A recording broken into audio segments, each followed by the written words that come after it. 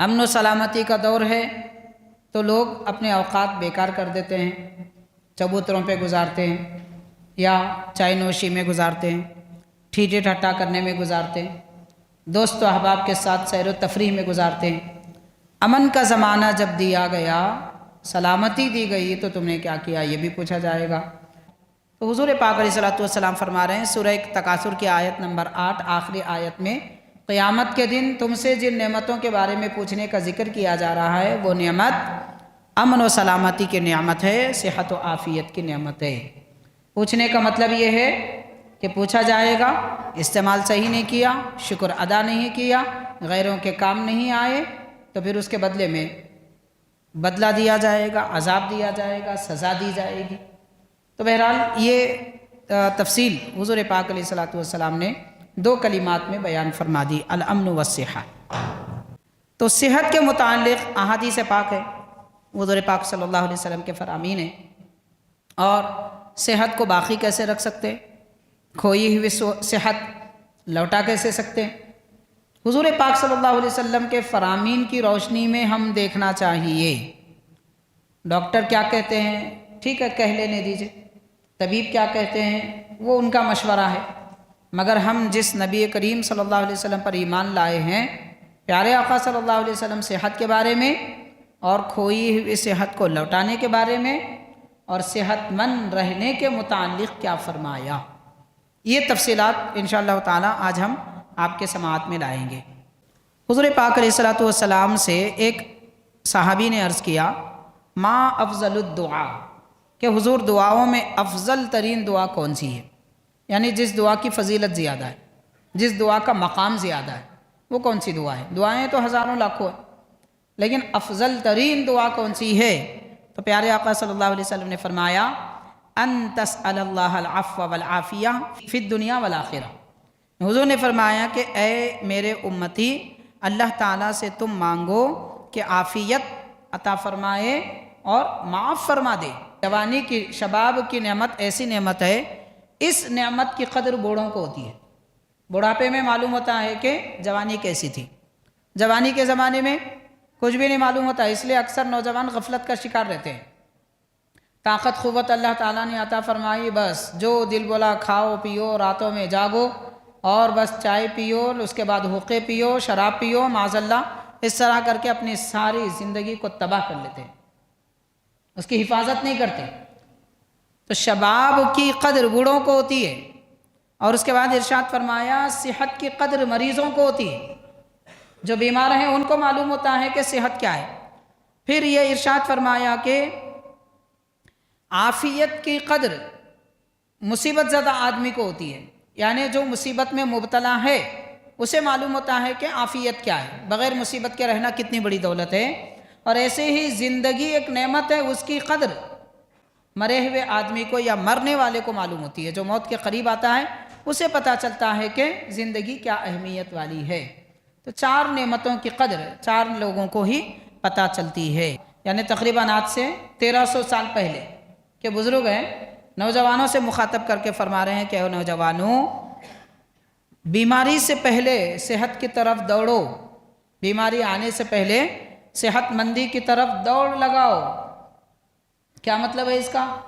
مطلب یہ ہے کہ اللہ نے صحت دی ہے تو صحت کی طرف ہی جاؤ، بیماری کی طرف مت آؤ۔ تو آدمی صحت کیسے حاصل کر سکتا ہے، صحت پہ قائم کیسے رہ سکتا ہے، بیماری سے کیسے بچ سکتا ہے، اس کے بھی نسخے ہیں، حضور پاک صلی اللہ علیہ وسلم نے نصیحتیں فرمائی ہیں۔ انشاءاللہ تعالی احادیث پاک کی روشنی میں وہ بھی میں آپ کو بتاؤں گا کہ آج ایسی بیماری لوگوں کو جکڑ لی ہے کہ وہ زمین پہ بیٹھ نہیں سکتے، کرسیوں پہ بیٹھتے ہیں، رکوع نہیں کر سکتے، تھوڑا جھک لیتے ہیں، سجدہ تو زمین پہ کر ہی نہیں سکتے۔ کتنی بڑی نعمت ہے، آپ غور کیجئے، اتنے بڑے بڑے تابعین اولیاء اللہ رشک کر رہے ہیں ان لوگوں پر جو اچھی طرح رکوع اور سجدہ کرتے ہیں۔ اللہ تعالیٰ نے جوانی دی ہے، جسم میں قوت دی ہے، تو بیماری اور بڑھاپا آنے سے پہلے، اس سے پہلے کہ زمین پر پیشانی نہ ٹیک سکیں، کمر نہ جھکا سکیں، اتنا جھکیں اللہ کے دربار میں کہ مرنے تک سجدہ کرنے کی ہی لذت ملتی رہے، یہ کیفیت ہونی چاہیے۔ اور حضرت عمر بن خطاب رضی اللہ تعالیٰ عنہ فرماتے ہیں، اے لوگو، کھانے پینے میں پیٹ بھرنے سے بچو، اس لیے کہ پیٹ بھرنے سے جسم کا خرابہ ہوتا ہے اور بیماریوں کی آمد جگہ بن جاتی ہے، اور نماز ادا کرنے سے سستی پیدا ہو جاتی ہے۔ اگر تم اپنے جسم کو صلاحیت والا صحت مند رکھنا چاہتے ہو تو کھانے پینے میں درمیانی راہ اختیار کرو۔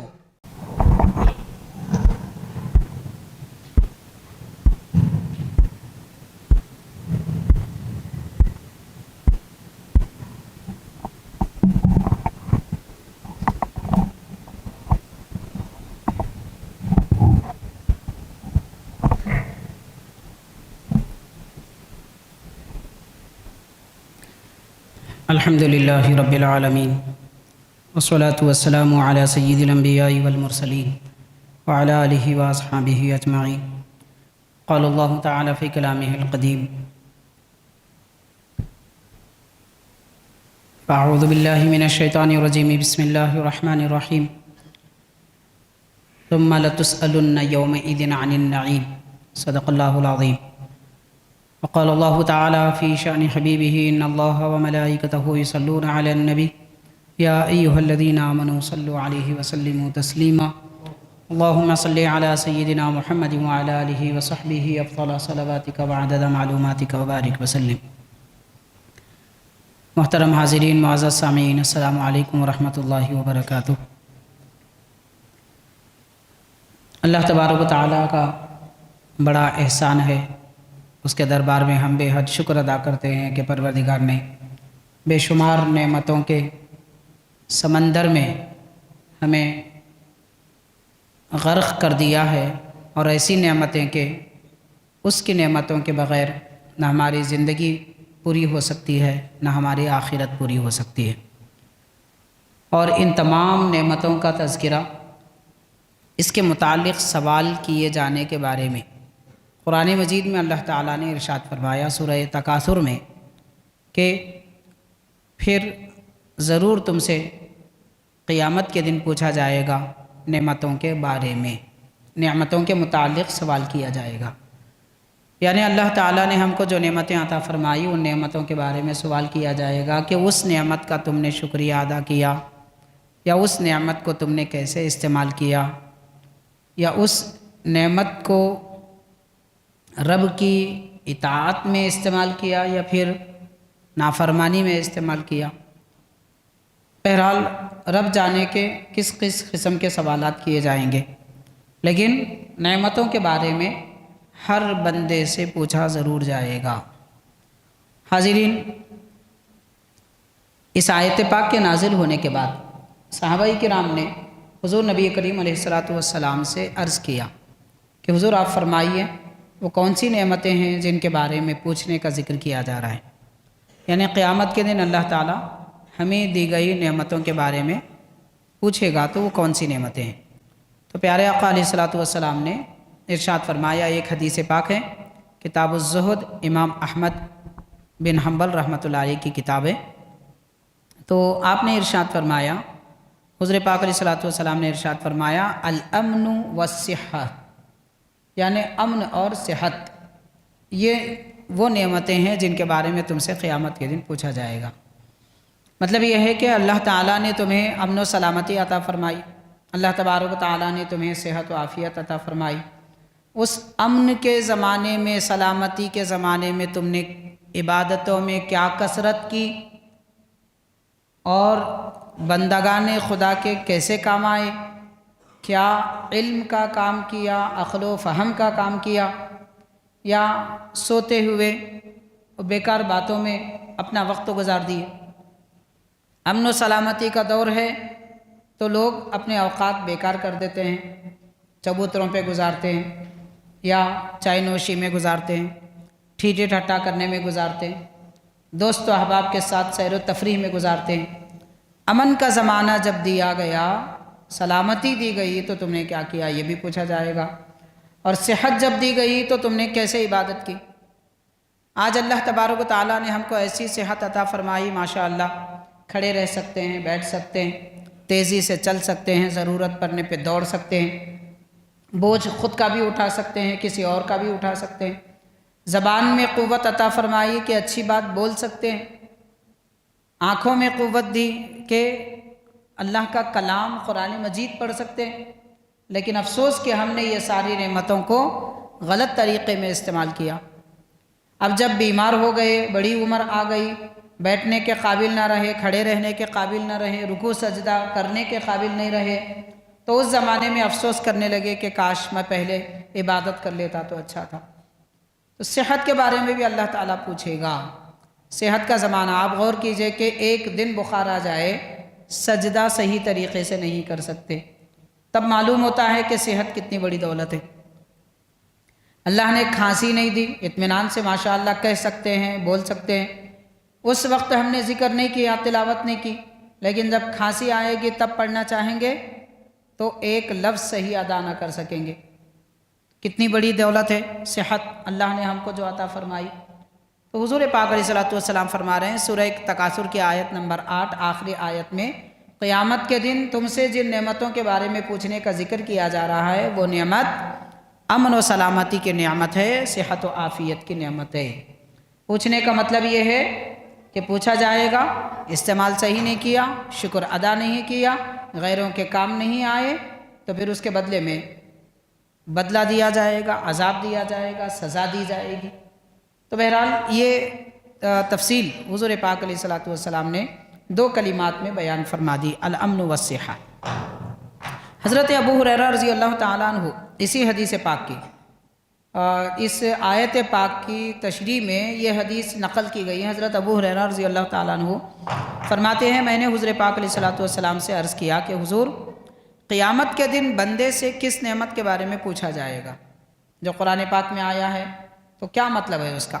حضور پاک علیہ السلام نے ارشاد فرمایا، اللہ تعالیٰ فرمائے گا قیامت کے دن بندوں سے، الم نصحی لک جسمک، اے بندے کیا تیرے لیے ہم نے تیرے جسم کو صحت نہیں دی، تیرے جسم کو سلامت نہیں رکھا؟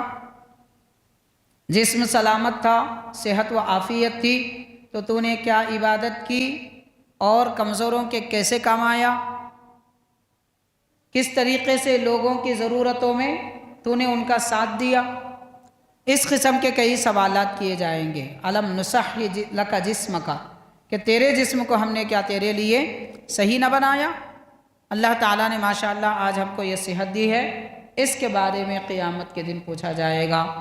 اور دوسرا رب یہ بھی فرمائے گا، وَنُرَوِّكَ مِنَ الْمَاءِ الْبَارِدِ، کیا ہم نے ٹھنڈے پانی سے تجھے سیراب نہ کیا؟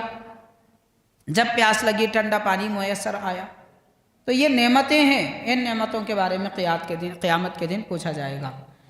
آیت پاک اور ان 2 احادیث پاک کا خلاصہ بس اتنا ہے کہ حضور پاک علیہ السلام نے امت مسلمہ کو صحت و عافیت، امن و سلامتی کی اہمیت کیا ہے یہ ذکر فرمایا ہے۔ حاضرین، ہندوستان کے بعض شاعروں میں سے ایک شاعر نے اس کو ایک انداز میں، اچھے انداز میں بیان کیا کہ تندرستی 1000 نعمت ہے، تندرستی 1000 نعمت ہے، تنگ دستی اگر نہ ہو غالب، تنگ دستی اگر نہ ہو غالب، تندرستی 1000 نعمت ہے۔ حقیقت یہ ہے کہ تنگ دستی ہو تو بھی تندرستی نعمت ہے، اور تنگ دستی نہ ہو تو بھی تندرستی نعمت ہے۔ مالداری میں بھی تندرستی نعمت ہے، غریبی میں بھی تندرستی نعمت ہے۔ آپ غور کیجئے، کروڑوں کے مالک لوگ ہیں، صحت نہیں ہے، نمک نہیں کھا سکتے، چاول نہیں کھا سکتے، گرم کھانا نہیں کھا سکتے، دودھ نہیں پی سکتے، مٹھائی نہیں کھا سکتے، پھر کیا کر سکتے ہیں؟ تو کیا فائدہ اس فراغ دستی کا؟ تو وہ کہ تنگ دستی اگر نہ ہو غالب، تندرستی 1000 نعمت ہے۔ تندرستی تو ہر صورت میں 1000 نہیں، لاکھ بلکہ کروڑ نعمت ہے، اس نعمت کا کوئی ٹھکانہ ہی نہیں ہے۔ اللہ تعالیٰ نے ہم کو جو صحت عطا فرمائی ہے، تو صحت کے متعلق احادیث پاک ہے، حضور پاک صلی اللہ علیہ وسلم کے فرامین ہیں، اور صحت کو باقی کیسے رکھ سکتے، کھوئی ہوئی صحت لوٹا کیسے سکتے؟ حضور پاک صلی اللہ علیہ وسلم کے فرامین کی روشنی میں ہم دیکھنا چاہیے۔ ڈاکٹر کیا کہتے ہیں، ٹھیک ہے کہہ لینے دیجئے، طبیب کیا کہتے ہیں وہ ان کا مشورہ ہے، مگر ہم جس نبی کریم صلی اللہ علیہ وسلم پر ایمان لائے ہیں، پیارے آقا صلی اللہ علیہ وسلم صحت کے بارے میں اور کھوئی ہوئی صحت کو لوٹانے کے بارے میں اور صحت مند رہنے کے متعلق کیا فرمایا، یہ تفصیلات انشاءاللہ تعالی آج ہم آپ کے سماعت میں لائیں گے۔ ایک حدیث پاک ہے، حضور نبی کریم صلی اللہ علیہ وسلم یہ دعا فرمایا کرتے تھے۔ یہ دعا جو آگے بیان کی جا رہی ہے، یہ دعا جتنا زیادہ پڑھیں گے، جتنا زیادہ یہ دعا کریں گے، اتنے صحت مند رہیں گے۔ اس دعا کی آج ہر ایک مسلمان کو ضرورت ہے، پیدا ہونے والے بچے سے لے کر موت کے قریب آنے والے بوڑھے تک ہر ایک کو اس دعا کی ضرورت ہے۔ حضور پاک علیہ الصلوۃ والسلام دعا فرماتے تھے، اللہم انی اسألک الصحۃ والعافیہ، اے اللہ تعالیٰ میں تجھ سے صحت اور عافیت مانگتا ہوں۔ صحت اور عافیت میں کیا فرق ہے؟ جسم کو مرض نہ آئے، بیماری نہ آئے، بغیر بیماری کے جسم سلامت رہے، اس کو صحت کہتے ہیں، اور زندگی میں کوئی بلا اور مصیبت نہ آئے، اسے عافیت کہتے ہیں۔ عافیت اور صحت دونوں علیحدہ علیحدہ چیزیں ہیں۔ مثال کے طور پر اللہ تعالیٰ نے ہم کو ایسی زندگی عطا فرمائی، کاروبار دیا یا پھر نوکری دی کہ ہم پر کوئی ظالم مسلط نہیں ہے، کوئی ایسا آدمی نہیں ہے جو یہ کہتا ہے، بات بات پہ گالی دے کے کہتا ہے ایسا کرو ویسا کرو، تو ظالم ہم پر مسلط نہیں ہے، یہ بھی ایک نعمت ہے، عافیت ہے۔ اور پڑوسیوں کی شکایت نہیں ہے، بار بار کسی کا ڈر خوف نہیں ہے، دشمن کا خوف نہیں ہے، حیوان جانور کیڑے مکوڑے سانپ بچھو کا خوف نہیں ہے، اندیشہ نہیں ہے، تو یہ بھی ایک عافیت ہے، ان سب سے بچے ہوئے۔ ڈر نہیں ہے ہمیں آج کے، میں سو جاؤں گا تو کون کاٹے گا، جاگوں گا تو کون کاٹے گا، یہ عافیت ہے، اس کو عافیت کہتے ہیں۔ سر میں درد نہیں ہے، یا پھر شوگر نہیں ہے، یا پھر کوئی اور بیماری میں مبتلا نہیں ہے، ہاتھ پیر سلامت ہیں، یہ صحت ہے۔ تو حضور پاک علیہ الصلوۃ والسلام اللہ تعالیٰ سے صحت اور عافیت مانگتے تھے، اور پھر یہ بھی فرماتے تھے والامانۃ وحسن الخلق، اے اللہ میں تجھ سے امانت داری مانگتا ہوں، اچھے اخلاق بھی مانگتا ہوں۔ تو دعائیں یہ کرنا چاہیے، اچھے اخلاق دے، یہ بھی ایک دعا ہے۔ کہاں لوگ اچھے اخلاق کی دعا کرتے، وہم و گمان میں بھی، ہمارے ذہن و فکر میں بھی یہ دعا نہیں آتی۔ تو امانت دار ہونا بھی بڑے کمال کی بات ہے۔ حضور پاک صلی اللہ علیہ وسلم دعاؤں میں امانت داری کو بھی شامل فرما رہے ہیں کہ اللہ امانت داری عطا فرما، اچھے اخلاق عطا فرما۔ اس کے ساتھ اور ایک اہم ترین دعا ہے والرضا بالقدر، یعنی اللہ تو نے جو تقدیر بنائی اس تقدیر پہ میں راضی رہ جاؤں، یہ بڑی دعا ہے۔ ورنہ آدمی تقدیر کی شکایت کر کے گمراہ بھی ہو جاتا ہے، معاذ اللہ بعض اوقات کفر تک پہنچ جاتا ہے۔ اللہ کے فیصلے کو نہیں مانے تو پھر کیسا مسلمان؟ اس لیے دعا حضور نے یہ بھی فرمائی والرضا بالقدر، کہ تیری لکھی ہوئی تقدیر، بنائی ہوئی تقدیر پر میں راضی رہ جاؤں، تو یہ دعا ہے۔ پھر ایک بار سن لیجئے، اللہم انی اسألک الصحۃ والعافیہ والامانۃ وحسن الخلق والرضا بالقدر۔ یہ دعا پڑھنے سے صحت بھی رہے گی، عافیت بھی رہے گی، اچھے اخلاق بھی بنیں گے، اور اللہ کی تقدیر پر راضی بھی رہیں گے، اچھے اخلاق بھی بنیں گے، اور امانت دار بھی رہیں گے۔ کتاب الزہد ہے، حناد ابن سدی رحمۃ اللہ علیہ کی یہ کتاب ہے، حدیث نمبر 445۔ حاضرین، اور ایک حدیث شریف ہے، حضور پاک علیہ الصلوۃ والسلام سے ایک صحابی نے عرض کیا ما افضل الدعاء، کہ حضور دعاؤں میں افضل ترین دعا کون سی ہے، یعنی جس دعا کی فضیلت زیادہ ہے، جس دعا کا مقام زیادہ ہے، وہ کون سی دعا ہے؟ دعائیں تو ہزاروں لاکھوں ہیں، لیکن افضل ترین دعا کون سی ہے؟ تو پیارے آقا صلی اللہ علیہ وسلم نے فرمایا ان تسأل اللہ العفو والعافیہ فی الدنیا والآخرہ۔ حضور نے فرمایا کہ اے میرے امتی، اللہ تعالیٰ سے تم مانگو کہ عافیت عطا فرمائے اور معاف فرما دے، رب معاف فرما دے، عافیت بھی عطا فرمائے۔ معاف فرمانے کا مطلب گناہ معاف فرما دے۔ اچھا، معاف کرنا اور بخش دینا دونوں میں فرق ہے۔ ایک اللہ کی صفت ہے عفو، اللہ تعالیٰ عفوٌ ہے، اور اللہ تعالیٰ غفورٌ ہے۔ خالق کائنات کی صفت غفور بھی ہے، عفو بھی ہے۔ غفور کا معنی ہے گناہ بخش دینا، غلطیوں کو معاف کر دینے والا، اور عفو اللہ کی صفت ہے۔ اس کا کیا معنی ہے؟ نامہ اعمال میں بھی جو گناہ لکھے ہوئے ہیں اسے مٹا دینا۔ نامہ اعمال میں بھی گناہ نہ رہے، مطلب فرشتوں کو بھی معلوم نہ رہے ہم سے جو گناہ ہوئے، تو وہ مانگو۔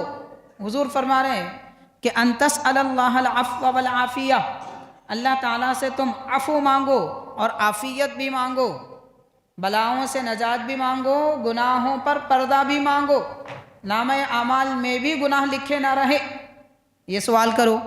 اور پھر کہاں؟ دنیا میں بھی آخرت میں بھی، دونوں جگہ اس کی ضرورت ہے۔ پھر اس کے بعد ارشاد فرمایا فَإِنَّكَ إِذَا أُعْطِيتَ ذَلِكَ فَقَدْ أَفْلَحْتَ، اگر یہ عافیت اور عفو دنیا و آخرت میں تمہیں مل جائے، رب نے عطا فرمایا، تو سمجھو تم کامیاب ہو گئے۔ تو کامیابی کس کو کہتے ہیں؟ عفو اور عافیت پانے کو کامیابی کہتے ہیں۔ بہرحال حاضرین کرام، یہ حدیث پاک بھی حضرت امام حناد رحمۃ اللہ علیہ کی زہد نامی کتاب میں ہے، اور صحت و عافیت کے متعلق بہت ساری احادیث پاک میں لکھ کے لایا ہوں۔ انشاءاللہ تعالیٰ کوشش کروں گا آپ کو پورے سنا دو، مختصر وضاحت اور تشریح کے ساتھ، جہاں ضرورت پڑے وہاں تھوڑی وضاحت کریں گے۔ تو اور ایک حدیث پاک ہے حضرت جابر بن عبداللہ رضی اللہ تعالیٰ عنہ، جابر بن عبداللہ رضی اللہ عنہ صحابی رسول ہیں، وہ فرماتے ہیں کہ جو آدمی بھی جس میں کسی مصیبت اور بیماری میں مبتلا شخص کو دیکھے، یعنی کسی ایسے آدمی کو دیکھے جو بیمار ہے، یا ایسے آدمی کو دیکھے کہ جس کو کوئی مصیبت لاحق ہو، تو جس کے بارے میں بھی جو بھی بیماری جسم کی دیکھے تو فوراً یہ دعا پڑھے۔ تو وہ دعا کا فائدہ کیا ہوگا؟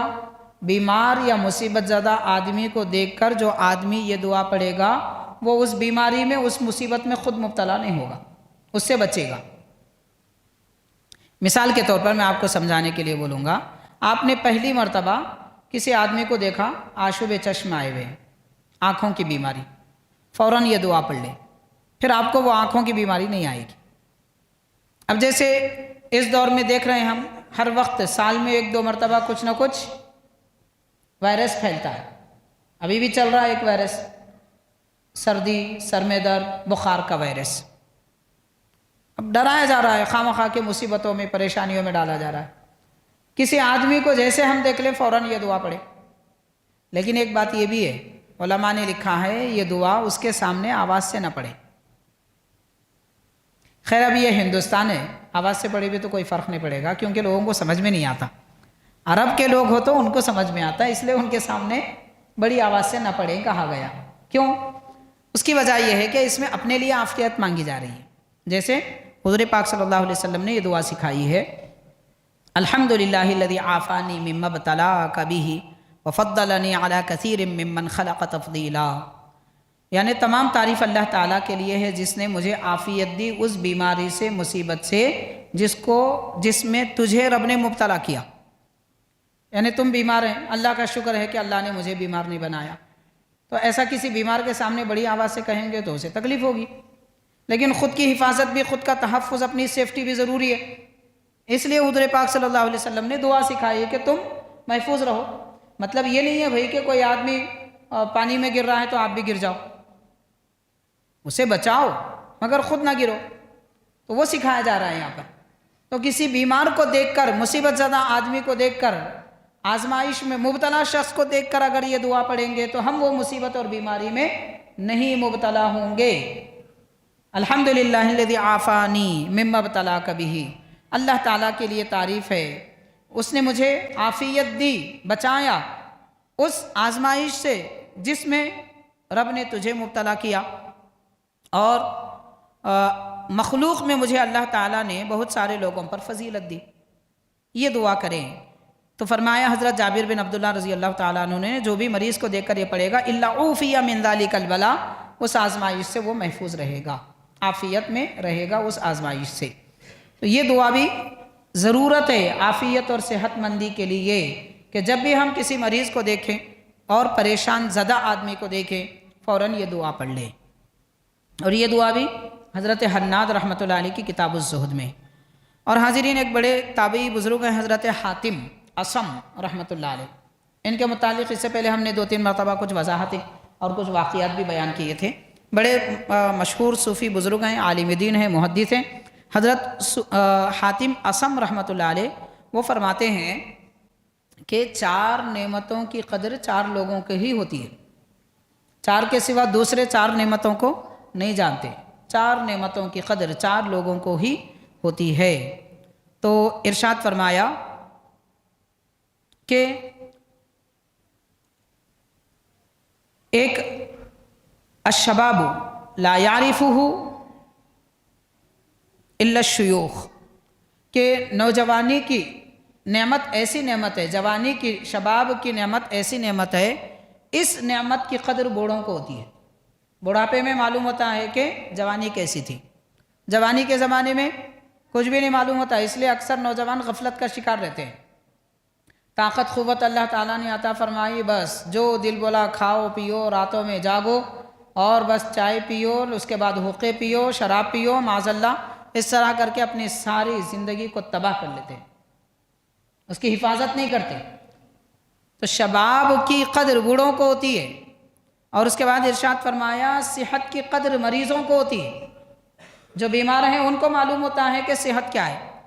پھر یہ ارشاد فرمایا کہ عافیت کی قدر مصیبت زدہ آدمی کو ہوتی ہے. یعنی جو مصیبت میں مبتلا ہے اسے معلوم ہوتا ہے کہ عافیت کیا ہے، بغیر مصیبت کے رہنا کتنی بڑی دولت ہے. اور ایسے ہی زندگی ایک نعمت ہے، اس کی قدر مرے ہوئے آدمی کو یا مرنے والے کو معلوم ہوتی ہے. جو موت کے قریب آتا ہے اسے پتہ چلتا ہے کہ زندگی کیا اہمیت والی ہے. تو 4 نعمتوں کی قدر 4 لوگوں کو ہی پتہ چلتی ہے. حاضرین، اور ایک حدیث پاک میں آتا ہے، حضور نبی کریم علیہ الصلوۃ والسلام نے ارشاد فرمایا، اللہ تبارک و تعالیٰ یہ ارشاد فرماتا ہے، یہ کتنی بڑی پتے کی بات ہے، اس کو یاد رکھنا چاہیے. اکثر ہمارے لوگوں میں یہ ذہن ہوتا ہے فلاں آدمی مالدار ہے، بھئی ہم کہیں کو نہیں ہیں، ہم اتنی کوشش کر رہے ہیں، ہمارے کو دولت اتنے مل رہی، پیسے نہیں مل رہے، جو کاروبار میں ہاتھ ڈالے خراب ہو جاتا وغیرہ وغیرہ، طرح طرح کی شکایتیں لوگوں کو ہوتی ہیں. دیکھیے 2 جملے پروردگار ارشاد فرما رہا ہے کہ رب تبارک و تعالیٰ نے فرمایا میرے بندوں میں سے کچھ بندے ایسے ہیں کہ ان کو مالداری ہی صحیح رکھتی ہے، وہ مالدار رہیں تو ہی صحیح رہتے ہیں. کچھ بندے ایسے بھی ہوتے ہیں.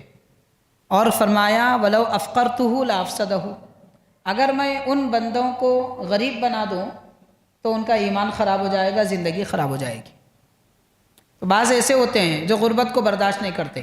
اللہ تعالیٰ ایسے لوگوں کو مالدار ہی رکھتا ہے.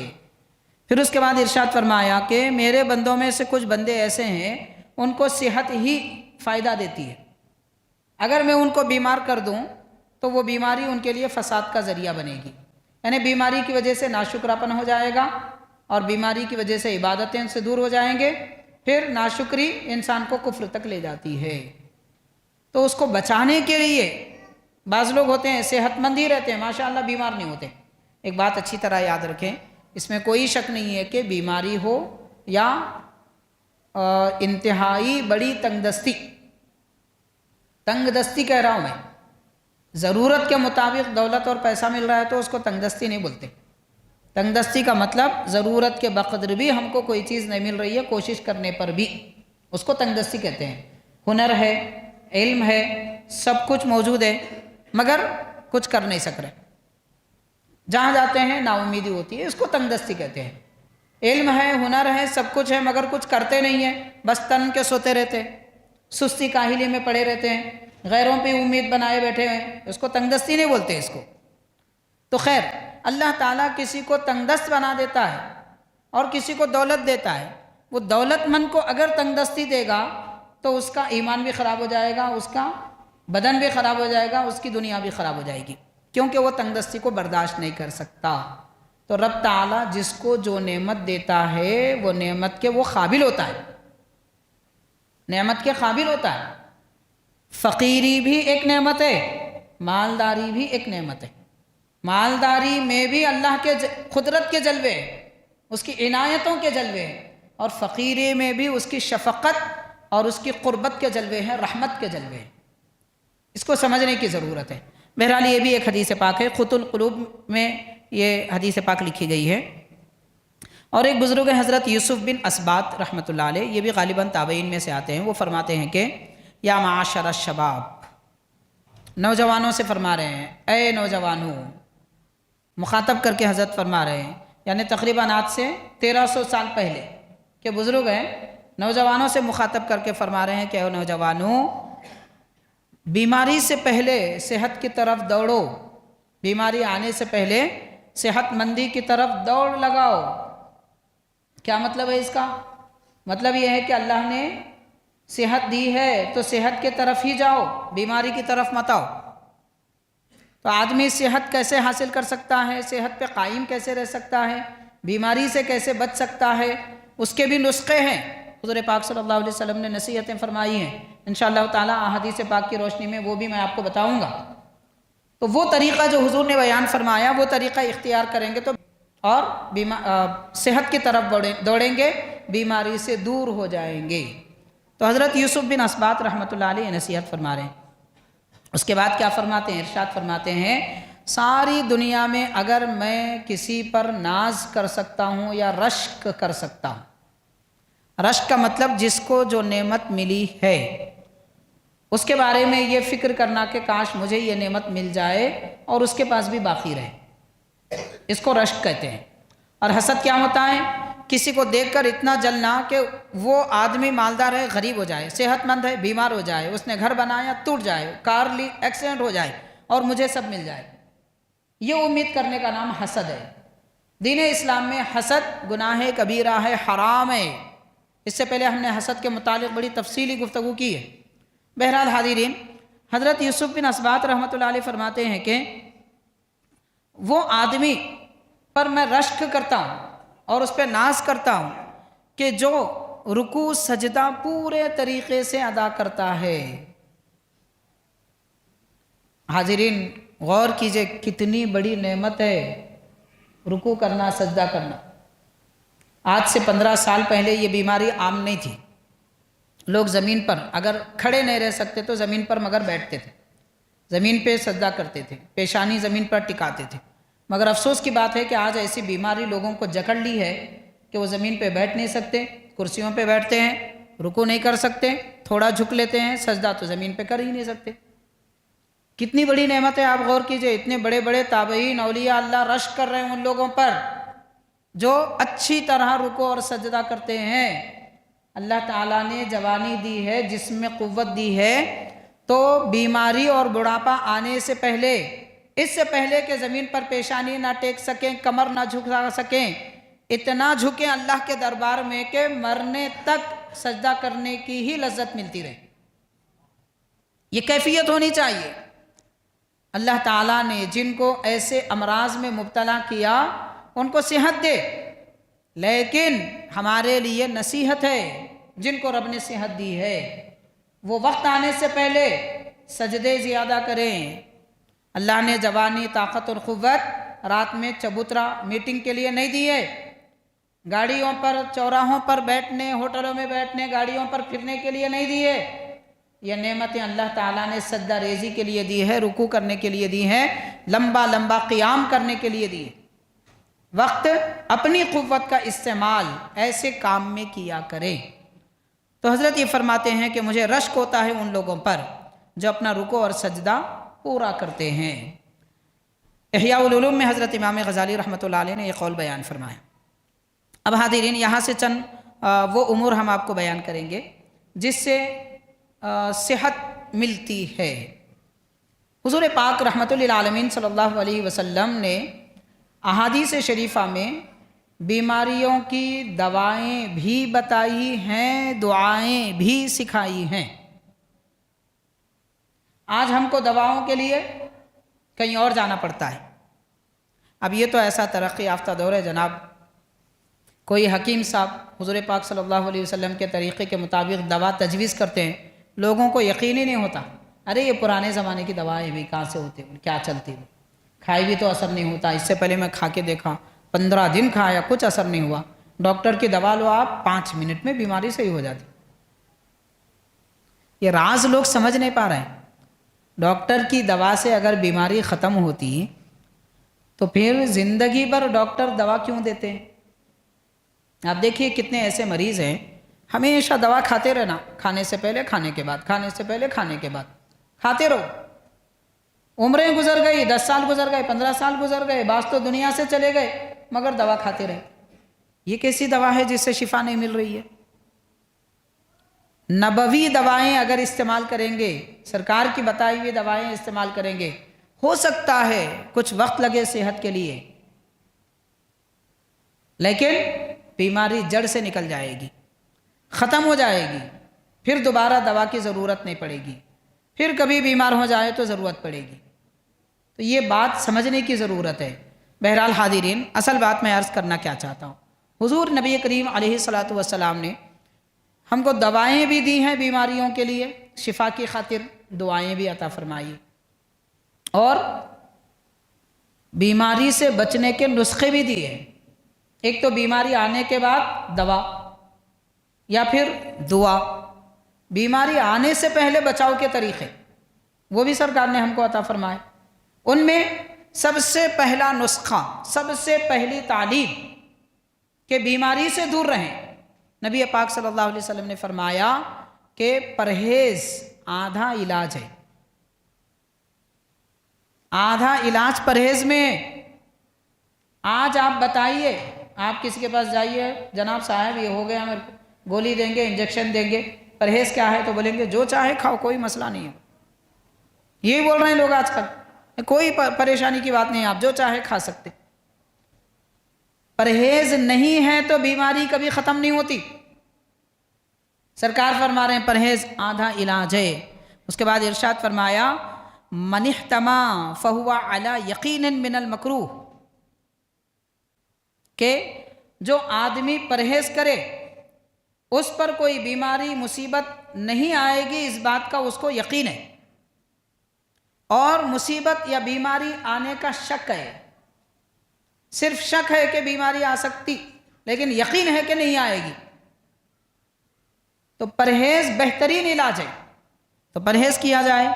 फिर हुज़ूर पाक अलैहिस्सलातु वस्सलाम ने यह भी इरशाद फरमाया, एक सहाबी के मुतालिक आता है। अब ये जो मुख्तसर सा वाक़या है, सहाबी का अमल है, हुज़ूर ने उनको देखा। सहाबाए किराम कितने भोले थे, ये बात भी समझ में आती है। तो देखिए, एक मरतबा प्यारे आका सल्लल्लाहु अलैहि वसल्लम ने अपने एक सहाबी देखा, हज़रत सुहैब रज़ी अल्लाह ताला अन्हु, ग़ुलाम थे। इनको हज़रत सिद्दीक़ अकबर रज़ी अल्लाह ताला अन्हु ने गालिबन ख़रीद के आज़ाद कर दिया था।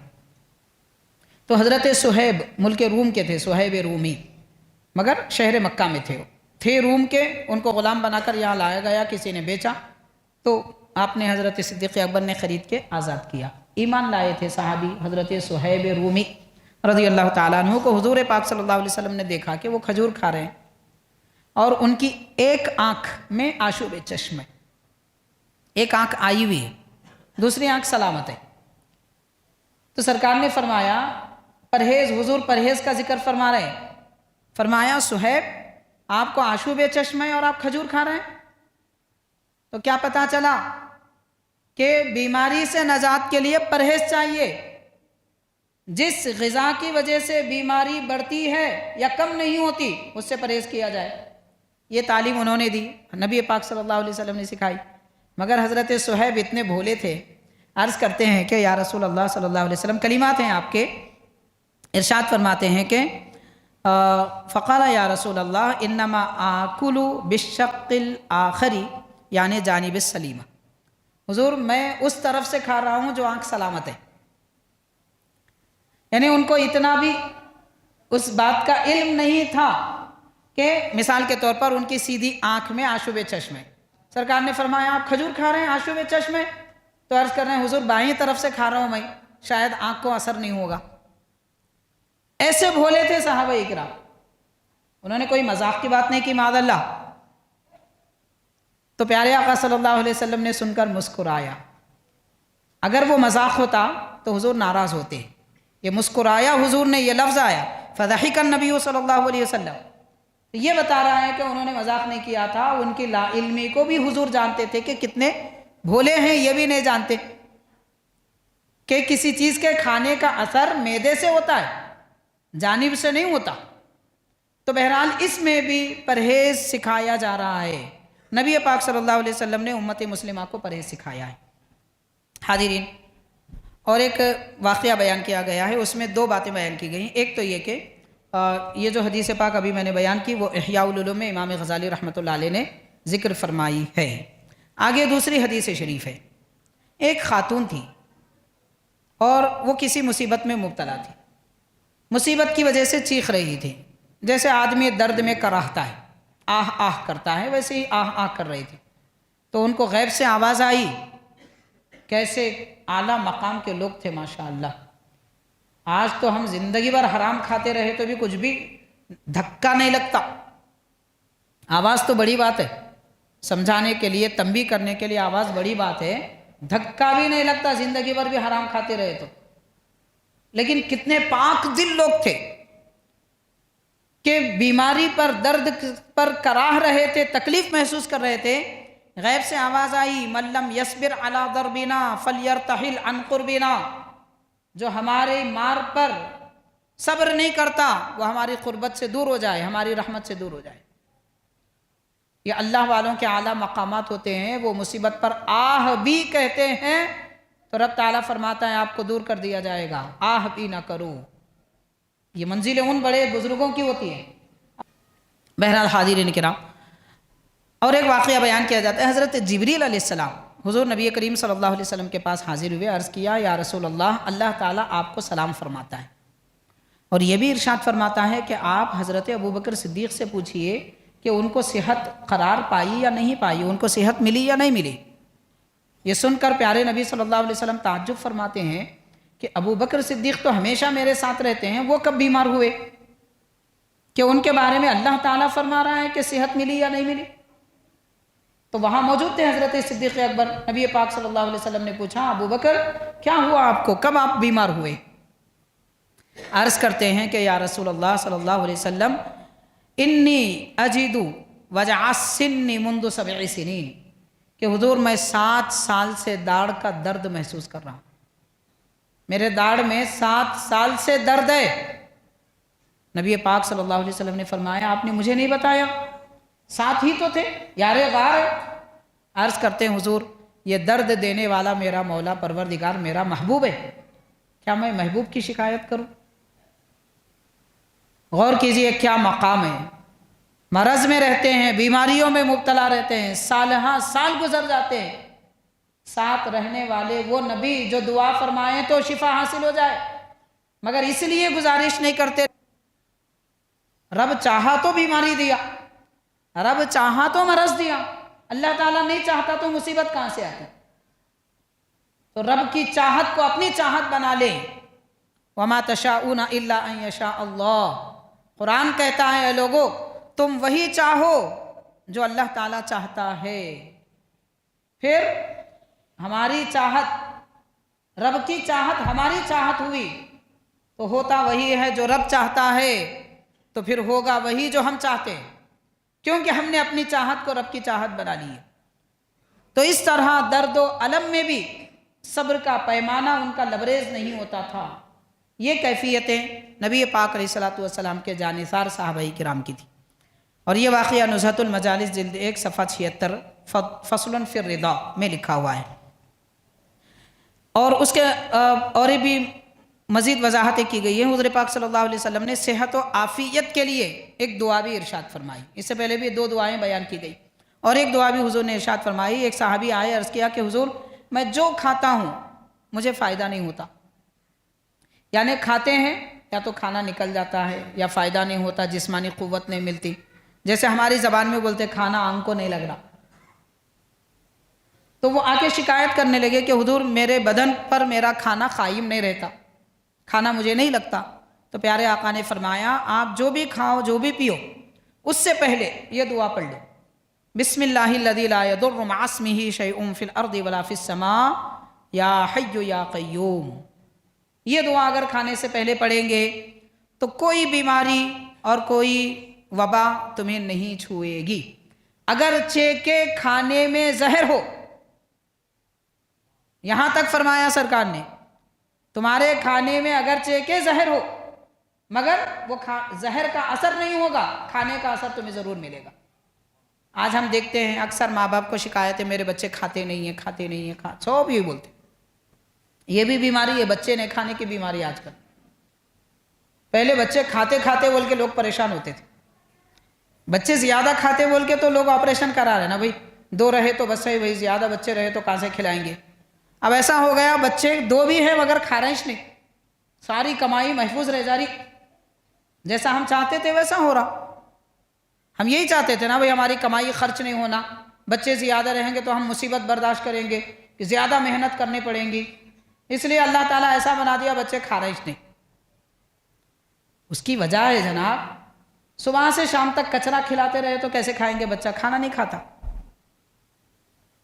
वो पैकों के दुकानों में मिलने वाले जितने पैक चीजें हैं सब कचरा, और कचरा खिला रहे हैं तो जाहिर है कि अब उसका पेट कचरे से भर गया, खाना कैसे खाएगा। हाज़िरीन किराम, तो बच्चों को अगर खाना खिलाना है उससे पहले ये दुआ पढ़िए, बच्चे पे दम करिए, खुद अपने आप पे भी दम कर लीजिए, बच्चे को पढ़ाइए, इंशाअल्लाह ताला चंद दिनों में खाना वो खाने लगेगा, आहिस्ता आहिस्ता ही जाती। तो ये भी एक बीमारी है, उसको आहिस्ता आहिस्ता ही जाना होता है। बहरहाल ये भी दुआ हुज़ूर पाक सल्लल्लाहु अलैहि वसल्लम ने सिखाया है। हाज़िरीन, अब दूसरे जो हुज़ूर पाक अलैहिस्सलातु वस्सलाम ये इरशाद फरमा रहे हैं कि नेमतानी मक़बूनुन फ़ीहिमा कसीरुम मिनन नास, 2 नेमतें ऐसी हैं बहुत सारे लोग धोखे में हैं, उन नेमतों के बारे में धोखे में है, मतलब वो नेमत मिली मगर उसका फ़ायदा नहीं उठा रहे। अस्सिहतु वल फ़राग़, एक तो सेहत है और दूसरा फ़ारिग़ुल बाल होना, मतलब मसरूफ़ ना रहना। इसका सीधा सा मतलब क्या है, 6 घंटे की नौकरी में घर बार चलने का सारा खर्च अल्लाह ताला दे रहा है, लेकिन हम ओवर टाइम करने की फ़िक्र में, बाकी जो वक्त बच रहा है वो दोस्तों अहबाब में, ठीठी ठट्टा में, फिल्मा देखने में, फ़ोन में और चाय नोशी में, सैर व तफरी में, इसमें गुजार रहे हैं। तो ये वक्त जो बेकार कर रहे हैं ये फ़राग़ है, फ़ारिग़ुल बाली का वक्त है। तो इसके बारे में पूछा जाएगा क़यामत के दिन, सेहत के बारे में भी पूछा जाएगा।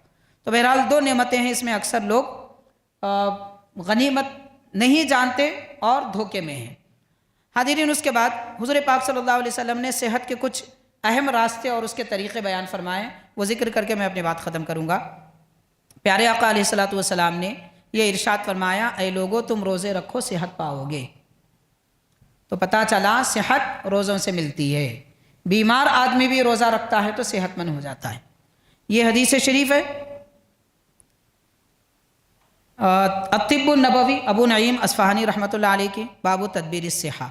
और नबी पाक सल्लल्लाहु अलैहि वसल्लम ने यह भी इरशाद फरमाया कि जो लोग रात में इबादत करते हैं, तहज्जुद पढ़ते हैं, रात के आखिरी हिस्से में जाग जाते हैं, फरमाया उन लोगों को अल्लाह ताला कई नेमतें अता फरमाता है। इरशाद फरमाया अलैकुम बिक़ियामिल लैल, ऐ लोगों तुम रात की इबादत लाजिम कर लो, रात में नमाज़ पढ़ना लाजिम कर लो। फ़इन्नहु दाबुस सालिहीन क़ब्लकुम, तुमसे पहले वाले नेक लोगों का ये तरीक़ा रहा है। और इरशाद फरमाया व इन्ना क़ियामल लैलि क़ुर्बतुन इलल्लाहि अज़्ज़ व जल्ला, रात में जो लोग इबादत करते हैं अल्लाह के सबसे ज़्यादा क़रीब हो जाते हैं। रात की इबादत क़ुर्ब इलाही का ज़रिया बनती है। फिर फरमाया व तकफ़ीरुन लिस्सय्यिआत, गुनाहों के लिए कफ़ारा हो जाता है रात की इबादत करना। और फरमाया व मनहातुन अनिल इत्म, गुनाहों से रोकने वाला होता है रात की इबादत करना। जो लोग रात में इबादत करते हैं, तहज्जुद पढ़ते हैं, वो गुनाहों से महफूज रहते हैं। फिर फरमाया व मतरदतुन लिद्दा, जिस्म से बीमारियों को दूर करता है रात का इबादत करना। मतलब रात में इबादत करने वाले तहज्जुद गुजार बीमार नहीं होते। तो आज ये जो बीमारियां आम हैं उसकी वजह यही है कि तहज्जुद गुजारी नहीं है। कैसे कोई तहज्जुद पढ़ेगा जनाब, हमारे पास तो दावतों से फुर्सत उठाकर 3 बजे सोने की कोशिश करते हैं। अब वो क्या 4 बजे जब तहज्जुद गुजार उठते हैं तब सो रहे, तो कहाँ की तहज्जुद कहाँ की फजर। इसलिए बीमारियां आम हो रही हैं। फिर हुज़ूर पाक अलैहिस्सलातु वस्सलाम ने इरशाद फरमाया ऐ लोगो اللہ کی نعمتیں اور اس کی قدرت کی نشانیاں دیکھنے کے لیے سفر کرو، تصحو و تسلمو، صحت مند بھی رہو گے، سلامت بھی رہو گے۔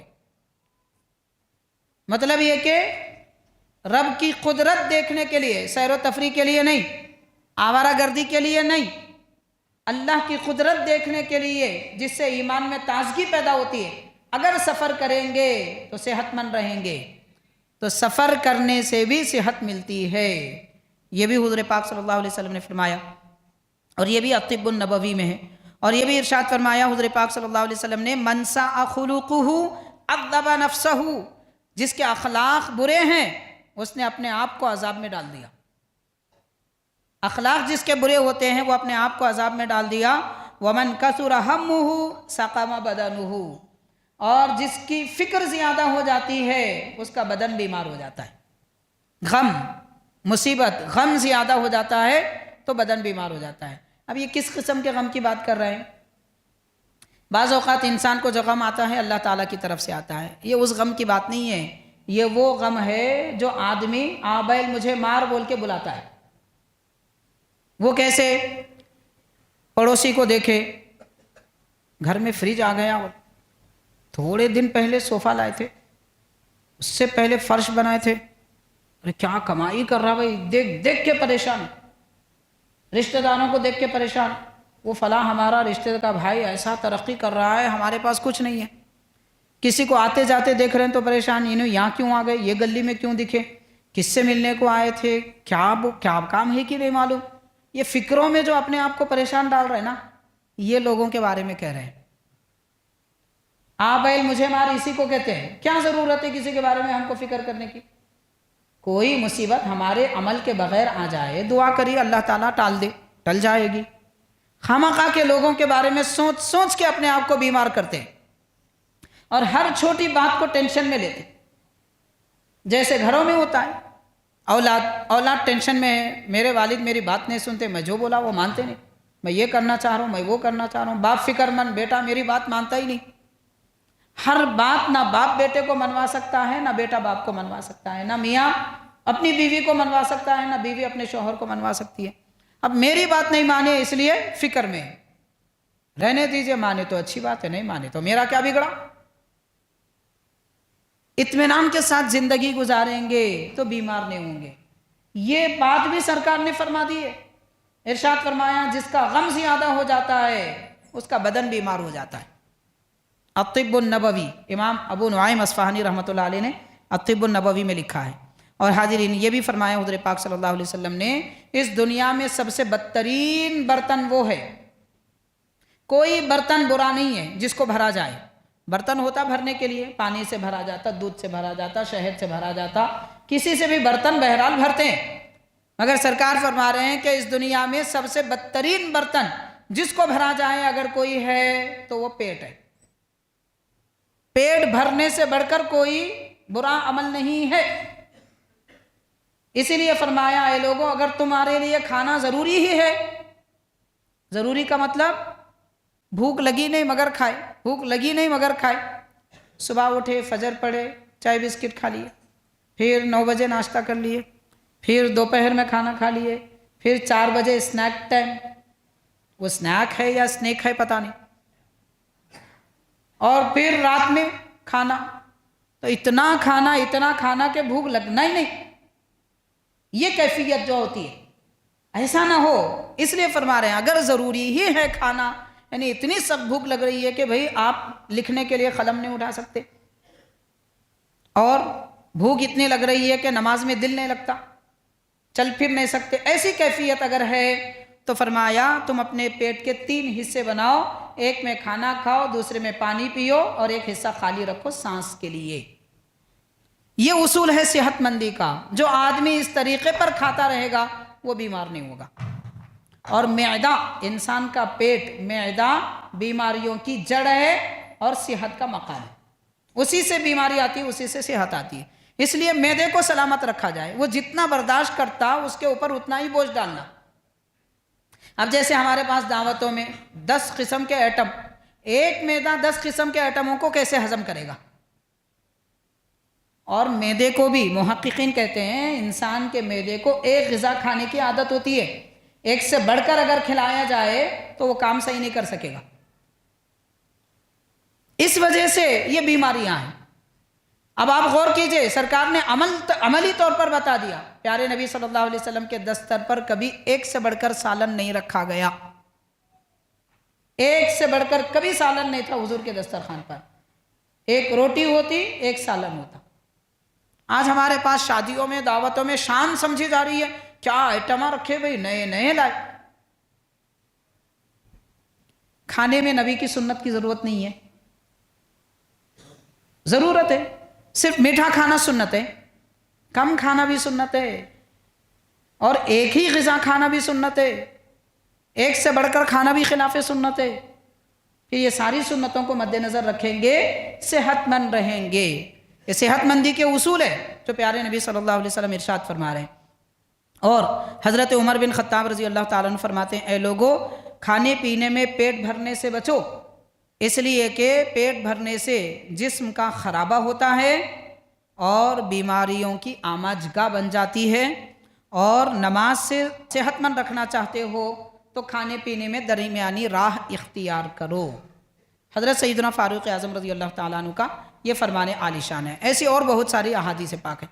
ساری بات کا خلاصہ یہ ہے کہ حاضرین، صحت بڑی دولت ہے، تندرستی ہزار نعمت ہے، مگر تنگ دستی نہ ہو یہ صحیح نہیں ہے۔ صرف تندرستی ہزار نعمت ہے، اس میں کوئی شک کی بات نہیں ہے۔ نبی پاک علیہ السلام نے فرمایا قیامت کے دن بندوں سے صحت کے بارے میں سوال کیا جائے گا۔ اللہ نے صحت دی، صحت کے زمانے میں تو نے کس کے کام آیا، کیا کام کیا، کتنی عبادتیں کیا، کتنے سجدے کیا، کتنے رکوع کیا، کتنے مرتبہ تلاوت قرآن کی، تلاوت قرآن زندگی میں کتنی مرتبہ کیے۔ آج میں ایک بڑے عمر والے ایک شخصیت کو آج بھی حیدرآباد میں جانتا ہوں، حضرت محدث سیدنا عبداللہ شاہ نقشبندی رحمۃ اللہ علیہ کے مرید ہیں۔ ان کی عمر غالباً 55 سال سے کچھ بڑھ کے ہے تقریباً۔ ساری عمر میں آج تک انہوں نے 6000 قرآن شریف پڑھے۔ ہم نے اپنی زندگی میں کتنے قرآن پڑھے؟ 6000 قرآن شریف کا ختم کیا ہے۔ ایسے لوگ بھی دنیا میں، ایسے لوگوں کی وجہ سے ہم جی رہے ہیں، ورنہ ہمارے اعمال تو زمین میں دھسا دیے جانے کے قابل ہے۔ بس اللہ کے بندے ہیں ماشاءاللہ، ان کی وجہ سے سب نعمتیں، رزق وغیرہ مل رہا ہے۔ تو کوشش یہ کرنی چاہیے، اللہ نے صحت دی، قوت دی، طاقت دی، پوچھے گا قیامت کے دن کیا کیا تو نے میری قوت کو لے کر، میں نے صحت دی تھی، وہ صحت کا کیا افادہ کیا، کیا فائدہ اٹھایا اس سے۔ تو کم از کم تسبیحات تو پڑھیں، قرآن تو پڑھیں، حدیث پاک تو پڑھیں، نمازوں میں کثرت تو کریں جو ہماری آخرت میں کام آنے والے ہیں۔ اپنی طاقت بتانا، ویڈیوز نکالنا اور اپنے آرمز بتانا، وہ طریقہ اختیار کرنا، یا پھر رب کی دی ہوئی قوت کے ذریعے غریبوں کو ستانا، کمزوروں کو مارنا، اس سے کیا ہوگا؟ میں بات اکثر عرض کرتا ہوں، اگر آپ پہلوان ہیں جناب، خبر میں جا کے خبر کے کیڑوں سے لڑ کے بتائیے، تب ہم آپ کو پہلوان مانیں گے۔ خبر کے کیڑوں سے لڑ کے بتاؤ، آپ وہ کاٹنا نہیں، آپ کو جسم کو کھانا نہیں، تب بولیں گے واقعتاً یہ آدمی پہلوان ہے۔ پہلوان وہ نہیں ہے جو اپنا جسم بناتا ہے، پہلوان وہ ہے جو رب کو راضی کر کے اپنا جسم خبر میں سلامت رکھتا ہے۔ یہ پہلوانی اختیار کرنی چاہیے۔ اللہ تعالی ہم سب کو دنیا آخرت میں صحت و عافیت بخشے اور ایسی قوت عطا فرمائے کہ اس قوت کے ذریعے ہم رب کی عبادت کر سکیں، قیام کر سکیں، رکوع سجدہ اطمینان سے کر سکیں۔ صلی اللہ تعالی وسلم علی خیر خلقہ سیدنا محمد وآلہ واصحابہ اجمعین والحمد للہ رب العالمین۔